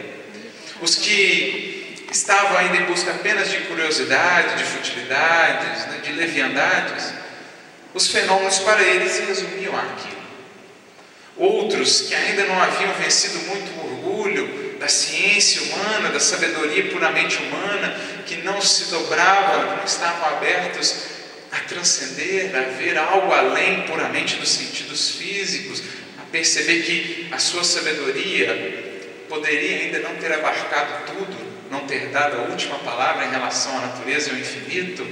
Esses ainda relutavam e ficavam na experimentação indefinidamente, muitas vezes oscilando entre a convicção e a não convicção, como aconteceu ali com espíritos que tinham inclusive essa tarefa de dar suporte a esse início do Espiritismo. Há inclusive uma mensagem muito interessante de Humberto de Campos, que está no primeiro, se não me engano, no primeiro livro de Humberto de Campos, que é o livro Crônicas de Além Túmulo, no capítulo 16, ele fala do desencarne de Charles Richer, que foi um dos grandes cientistas e experimentadores daquele início do Espiritismo, e que ficou nessa oscilação entre convicção e não convicção, em que, né, acabou não abrindo-se de fato a convicção da mediunidade, da existência dos espíritos, enfim, por uma série de fatores. E então Humberto de Campos descreve a sua desencarnação, como ele é recebido no mundo espiritual, em que se fala da tarefa que ele tinha, mas que ele se deixou levar um pouco pela ciência, né, do mundo, pelo orgulho do mundo, mas enfim, ficou puramente na experimentação, não avançou além em alguns aspectos. No caso de Kardec, não, porque era alguém que já dava à vida e às circunstâncias, né, a sua cota de busca, de seriedade, de verdadeiro interesse nas coisas mais fundamentais da vida. Ele viu além. O fenômeno dele representou um convite para ir além. E por isso ele conseguiu, vencendo essa primeira etapa do fenômeno, chegar à filosofia espírita, à concepção, à formação do corpo doutrinário espírita, apontando ou escolhendo os rumos do aspecto moral, chegando ao Cristo, chegando ao Evangelho, convertendo de fato a experiência do intercâmbio espiritual em fator de iluminação, de transformação do ser. Foi esse o caminho que Kardec propôs para o Espiritismo, algo que ele mesmo vai revelar mais à frente no Livro dos Médiuns, lá no capítulo 29, quando ele trata das reuniões, no último item do capítulo 29, item 350, Kardec vai estar falando desse caminho para o qual ele não mediu esforços, né, para que o Espiritismo enveredasse por ele.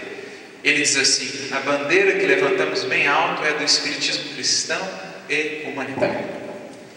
Porque de que adiantaria todos crerem na existência dos espíritos e na imortalidade, se isso em nada alimentasse ou impulsionasse o progresso da humanidade? Poderíamos todos estar convictos disso e absolutamente estacionados.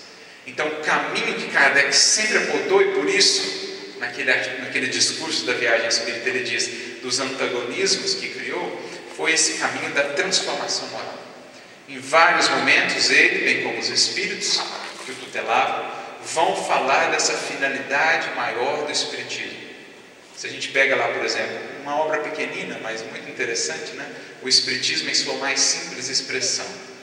Tem lá uma parte que é máximas dos ensinamentos dos Espíritos. Ele já começa dizendo assim: o objetivo do Espiritismo é tornar melhores os homens.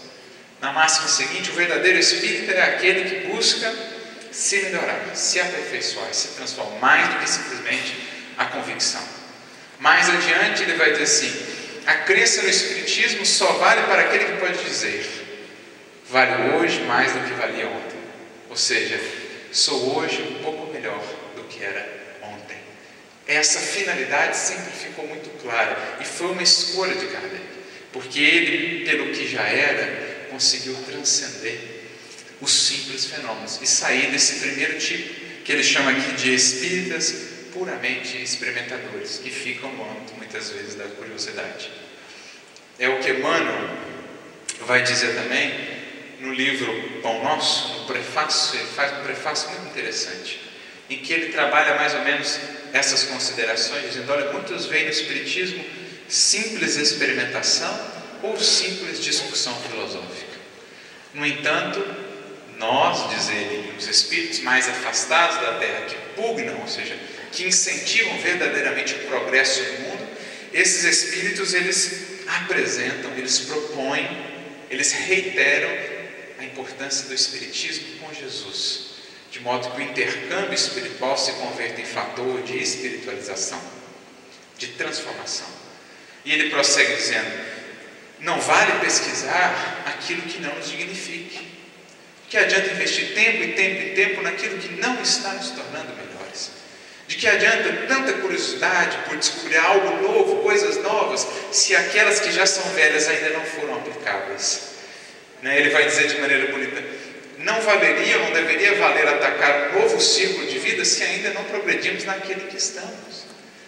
Então o indivíduo fica experimentando, fica interagindo com os espíritos, sempre querendo curiosidade, coisas novas, revelações bombásticas, mas e o tanto de conteúdo que ele já recebeu e que não tem sido em nada aplicado?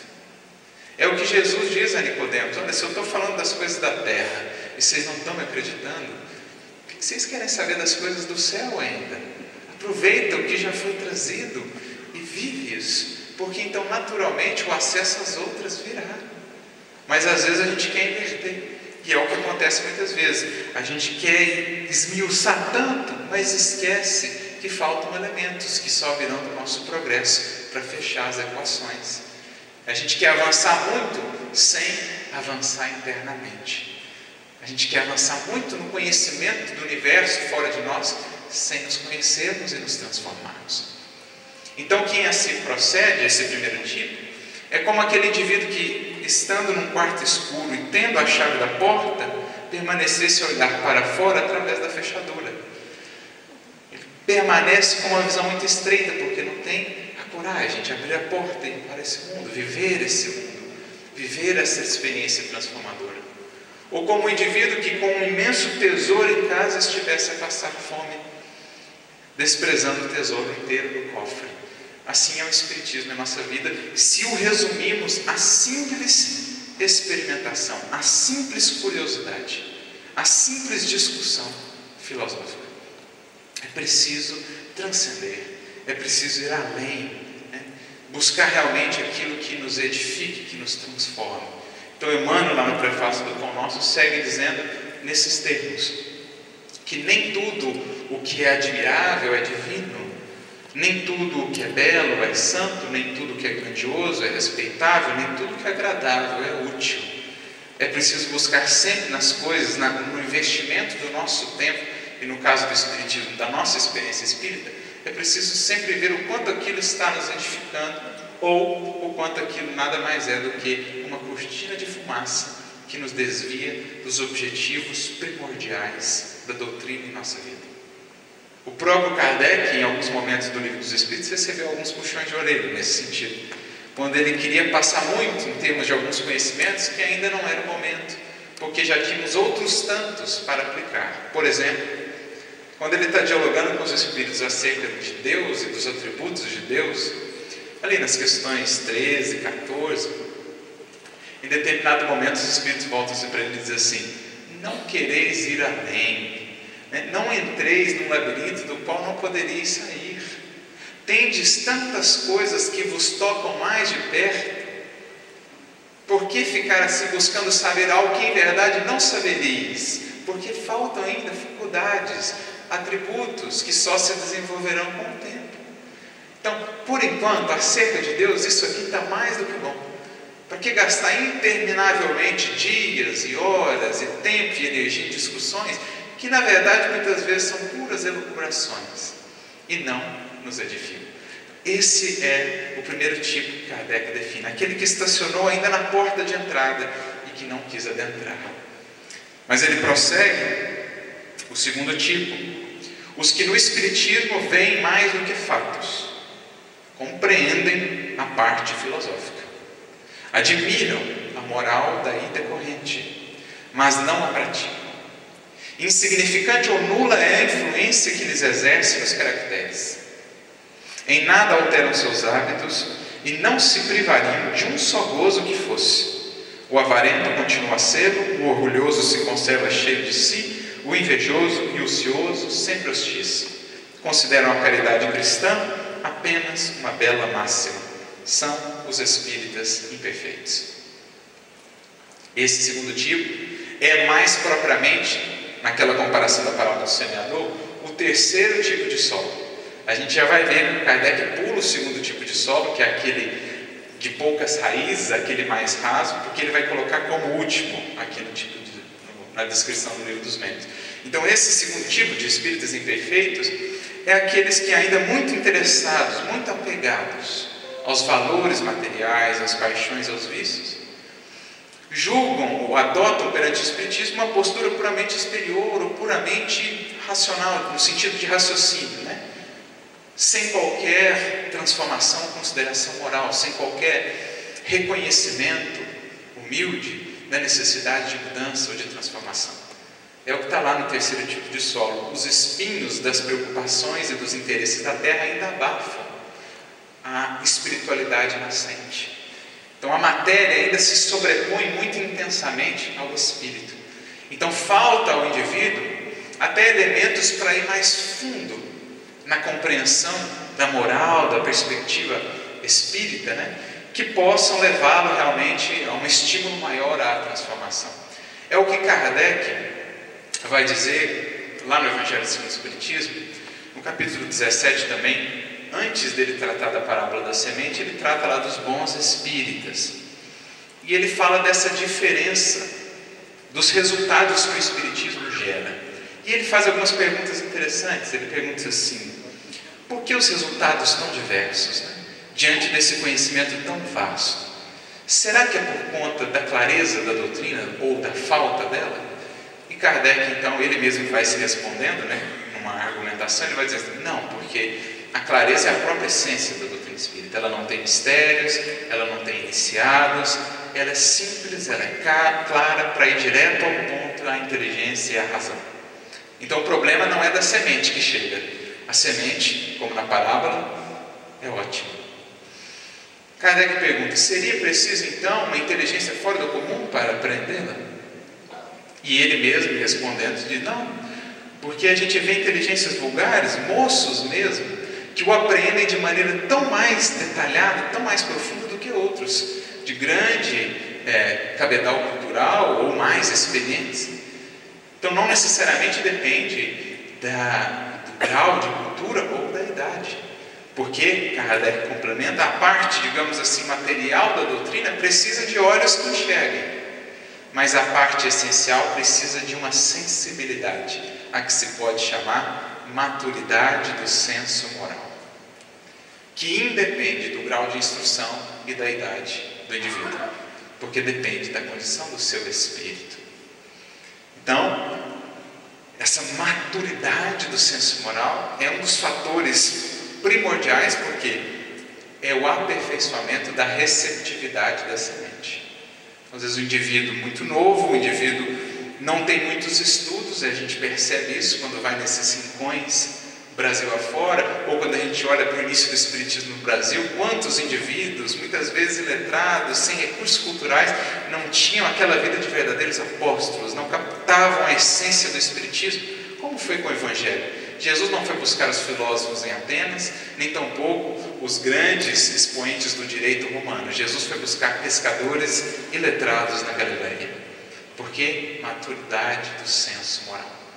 Eles absorveram melhor o Evangelho do que aqueles outros que a eles se cerraram. Paulo em Atenas foi recebido com a frieza mais fria do que o mármore ateniense. Nenhuma comunidade sequer foi fundada de estudo do Evangelho. Ao passo que nos outros lugares onde ele passava, a alegria transbordava em receber aquelas sementes. Então Kardec vai descrevendo o que define internamente essa diferença. E ao falar desses espíritos imperfeitos, lá no Evangelho segundo o Espiritismo, ele diz assim: nesses, os interesses materiais são ainda muito tenazes, são ainda muito fortes.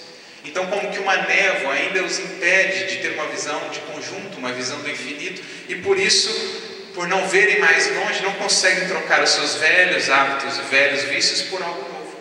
Prendem-se, portanto, a essas superficialidades, prendem-se até conseguem vislumbrar um pouco dessa consequência moral, mas não aplicam a si mesmos. Ao passo que os bons espíritas, diz Kardec, os verdadeiros espíritas, que é o próximo tipo que ele vai descrever, nesses o espírito domina mais sobre a matéria. Já transcenderam um pouco as vinculações, os apegos materiais, conseguem ver mais longe. Em uma palavra, diz Kardec, são tocados no coração. É como um indivíduo, dois indivíduos ouvindo uma sinfonia, um já com o ouvido mais treinado, a sensibilidade mais treinada, ele é tocado profundamente por aquela sinfonia. O outro, ainda com as cordas do coração, da sensibilidade ainda não muito bem afinadas, ainda meio enrijecidas, então ele pode ouvir a música mais bela, mas aquilo não vai gerar nele uma comoção muito grande, porque falta esse trabalho interno. Então é o que Kardec compara: os espíritas imperfeitos, os que se prendem, né, num olhar muito, digamos assim, duro, severo para com os outros, mas ainda não tanto para consigo, e aqueles outros, os espíritas verdadeiros, que ele vai definir também como espíritas cristãos, que são aqueles que tomam para si todas as consequências que o Espiritismo lhes faz entrever. Por isso ele prossegue: os que não se contentam com admirar a moral espírita, é algo que ele diz lá no Evangelho segundo o Espiritismo, quando define os bons espíritas, que são reconhecidos pela sua transformação moral e pela força que empregam para domar as suas más inclinações. E Kardec prossegue: enquanto os espíritas imperfeitos se contentam com o horizonte em que estão e não querem avançar além, os bons espíritas ou espíritas verdadeiros, em entrevendo um novo horizonte, tudo fazem para deixar o antigo e avançar para este. Então são aqueles que realmente abraçam a proposta, abraçam a cruz da transformação, como diz Jesus: se alguém quiser vir comigo, negue-se a si mesmo, ou seja, negue esse horizonte que até então tinha e abra-se para a nova versão de si mesmo. Tome a cruz dos deveres e das disciplinas e siga. Então, por isso os espíritas, ou aqueles que não se contentam com admirar a moral espírita, que a praticam e lhe aceitam todas as consequências, convencidos de que a existência terrena é uma prova passageira, tratam de aproveitar os seus breves instantes para avançar pela senda do progresso, única que os pode levar na hierarquia do mundo dos espíritos, esforçando-se por fazer o bem e coibir seus maus pendores. As relações com eles sempre oferecem segurança, porque a convicção que nutrem os preserva de pensarem em praticar o mal. A caridade é em tudo a regra de proceder, a que obedecem. São os verdadeiros espíritas, ou melhor, os espíritas cristãos. Então é aquilo que Emmanuel, naquele prefácio do Pão Nosso, vai dizer: para esses o Espiritismo não é mais simples convicção da imortalidade, mas clima de serviço e de edificação. Se investem em algo, é algo que os eleve, não simplesmente segundo os padrões do mundo, mas algo que os eleve enquanto espíritos, segundo os padrões verdadeiros da vida. Não que os faça subir ou galgar os degraus da matéria apenas, mas algo que os faça galgar os degraus do espírito, que pode ou não levar à subida dos degraus do mundo, que é segundo plano, simples consequência ou não. O essencial é galgar os degraus do espírito. Então esse é o terceiro tipo, que é aquele solo fértil, lá na parábola, o quarto tipo de solo. Mas ficou faltando um. Como eu disse, Kardec aqui ele pula o segundo tipo de solo, que é aquele mais raso, o solo pedregoso, que é daquele impacto, daquele primeiro impulso que depois se dilui, que depois apaga, aquele fogo de palha, diante dos desafios maiores. Kardec deixa para o último tipo de espírito aqui no livro dos médiuns, esse segundo tipo de solo, que ele define como espíritas exaltados. A palavra exaltado traz essa conotação interessante, um exaltamento, uma exaltação, ou seja, aquela coisa impulsiva, aquela coisa não reflexiva, aquela coisa assim, de momento, exaltada, exaltação. E Kardec diz: a espécie humana seria perfeita se sempre tomasse o lado bom das coisas. Em tudo, o exagero é prejudicial.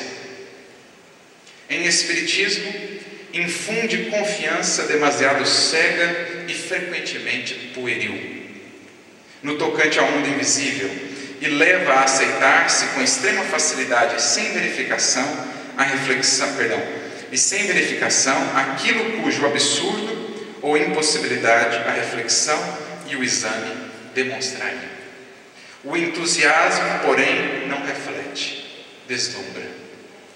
Ou seja, é aquela coisa de fascinação, de momento, sem reflexão, sem análise, sem ponderação, e por isso sem continuidade, por isso sem constância. É o indivíduo que ainda permanece na pura superficialidade do Espiritismo, sem aprofundar raízes no estudo metódico, continuado, sem construir bases sólidas para a codificação que lhe darão discernimento e critério para melhor analisar tudo que vem, tudo que recebe. Então, nessa interação com o mundo espiritual, tudo aceita, tudo passa adiante, tudo compartilha, como se de fato aquele fosse espiritismo. E nesse processo não reflexivo, muitas vezes acaba fazendo mais mal do que bem. É o que Kardec vai dizer: Esta espécie de adeptos é mais nociva do que útil à causa do espiritismo. São os menos aptos para convencer a quem quer que seja, porque todos, com razão, desconfiam dos julgamentos deles. Graças à sua boa-fé, são iludidos, assim por espíritos mistificadores, como por homens que procuram explorar-lhes a credulidade. Meio mal apenas haveria se só eles tivessem que sofrer as consequências. O pior é que, sem o quererem, dão armas aos incrédulos, que antes buscam ocasião de zombar do que se convencerem, e que não deixam de imputar a todos o ridículo de alguns. Esse, talvez por isso Kardec tenha deixado por último aqui, porque esse é um cuidado que cabe muito especial a todos nós espíritas, sobretudo nos momentos que hoje vivemos, de tamanha expansão do conhecimento e das possibilidades de divulgação. É preciso aprofundar as raízes da nossa experiência espírita, ganhar discernimento, consciência a partir do estudo sério, metódico, para que não sejamos nós aqueles que, ao invés de auxiliar a propagação das verdades que nos chegam do mundo espiritual, aqueles que criam obstáculos, aqueles que expõem essa doutrina que em si mesma é grandiosa, cujas sementes são de um tremendo potencial, expô-la muitas vezes ao ridículo quando a associamos a coisas pueris. Quando vinculamos à doutrina conceitos, ideias, mensagens, informações que diante de um outro alguém, com o mínimo de reflexão e análise, são tomadas por absolutamente ridículas, pueris, vulgares. É preciso ter cuidado, critério, para que o Espiritismo em nossa vida não seja só essa explosão de momentos, mas para que ele seja aquela constância, aquela força sempre presente e sempre num crescente de aperfeiçoamento, de raízes mais profundas que dão solidez, que nos dão a solidez do testemunho, que nos dão a solidez da seriedade, que fazem então com que a mensagem diante dos outros que nos observam a vida, porque todos que nos propomos a ser espíritas passamos a ser seus arautos, quer queiramos ou não, somos responsáveis agora por aquilo que fazemos em nome do Espiritismo. É preciso ter essa consciência do que nós temos feito por ele, se temos sido elementos auxiliares ou se temos sido obstáculos. Então Kardec muitas vezes, ao longo da codificação, bem como os espíritos, foram criteriosos em nos alertar quanto a isso. Hoje, nós, com os recursos de divulgação que temos, será que muitas vezes não temos sido nós, esses espíritas exaltados, por falta ainda de raízes profundas da experiência, aqueles que compartilhamos informações que numa simples leitura logo cairiam por terra?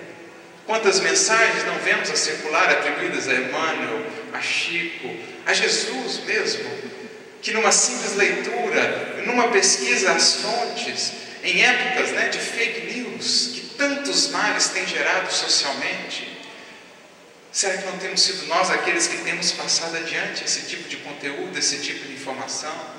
Ou mesmo pelo nosso procedimento, diante das provas e testemunhos da vida, como se nada soubéssemos do Espiritismo, como se aquele conhecimento nada tivesse representado em nós, em termos de transformação. Falamos com exaltação da doutrina, mas ante a prova, o que se vê em nós.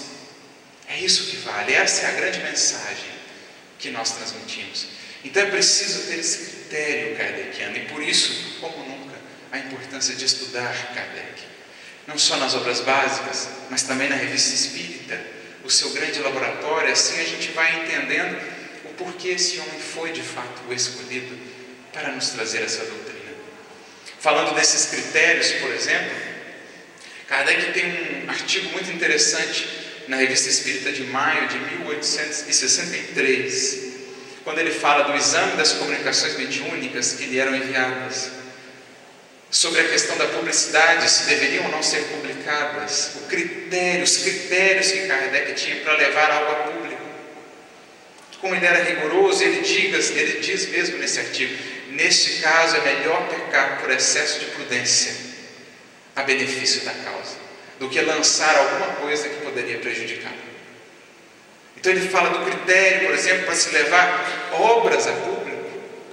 Critério esse que a gente vê com tamanha grandeza numa Ivone do Amaral Pereira, que esperou anos a fio com o livro na gaveta, Memórias de um Suicida, a fim de que fosse aperfeiçoado, para então pensar em lançá-lo a público. Cadê esse compromisso com a causa, acima do divulgar, do nosso nome estar lá? Kardec, por exemplo, trabalhando com números para exemplificar, ele diz assim: de 3.600 comunicações por ele recebidas, filtradas aquelas de interesse mais particular, privado, que são até excelentes, mas que são de caráter mais privado ou particular, e filtradas aquelas outras vulgares quanto ao estilo e quanto às ideias, ou aquelas muito pueris, sobrariam aí umas 3.000 de moralidade irreprochável e excelentes quanto ao fundo. Olha o que Kardec diz: 3.000 excelentes quanto ao fundo e de moralidade irreprochável, mas dessas apenas umas 300 mereceriam publicidade e apenas 100 estariam fora do comum. Ou seja, 10% do que ele havia recebido, passando-se por esses crivos de critério, de análise, de ponderação, de compromisso com a causa, acima do nosso nome, ou do nosso ímpeto, ou ainda da nossa superficialidade. Apenas 10%, dos quais 3% eram realmente de conteúdo fora do comum. Cadê esse critério? Cadê esse compromisso, essa análise? Por isso, nesse aspecto de pecar às vezes pelo excesso de prudência, para não comprometer toda a causa ou o conjunto, nós temos aquela conhecida frase de Erasto no livro dos Médiuns, capítulo 20: melhor será recusar 10 verdades a divulgar uma só mentira, uma teoria errônea, que poderá sobre ela ser construído todo um castelo teórico que depois virá desmoronar. Então, esses espíritas exaltados, ou esse tipo, talvez seja sobre o que mais precisamos refletir em nossos tempos de comunicação tão potencializada. Claro, deveremos cada um de nós pensar também o quanto de nós ainda se afiniza com os espíritos imperfeitos, o quanto ainda nos voltamos aos outros diante do conhecimento que a doutrina já nos traz acerca da moralidade, do progresso moral que deveremos desenvolver, o quanto ainda estamos projetando essas exigências sobre os outros e o quão pouco ainda talvez estejamos projetando-as sobre nós. Deveremos refletir sobre isso, sobre as curiosidades, as superficialidades, mas especialmente sobre essa condição do exaltamento, do espiritismo de impulso de momento, do espiritismo que seja só a experiência no centro e que não transcenda para uma vida inteiramente transformada e comprometida.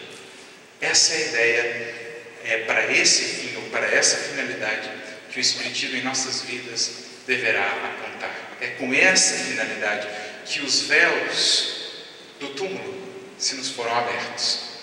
Por isso, talvez Leon Denis, em sua magna obra Depois da Morte, inicia a obra, as 4 primeiras partes, a obra é dividida em 5 partes, falando dos aspectos filosóficos e científicos da doutrina, mas deixa como última parte, como fechamento da obra, o caminho reto, como a nos dizer que o espiritismo em nossa vida não alcançará os seus justos fins se todo esse conhecimento filosófico e científico não desaguar num caminho mais reto, mais harmonizado e alinhado com a lei divina.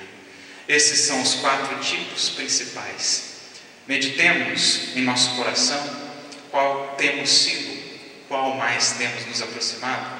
Reflitamos nesse vasto campo que é o nosso coração, quais dos 4 tipos de solos aqui ainda estão mais presentes e quais aspectos do nosso ser mais precisam de atenção e de cuidado.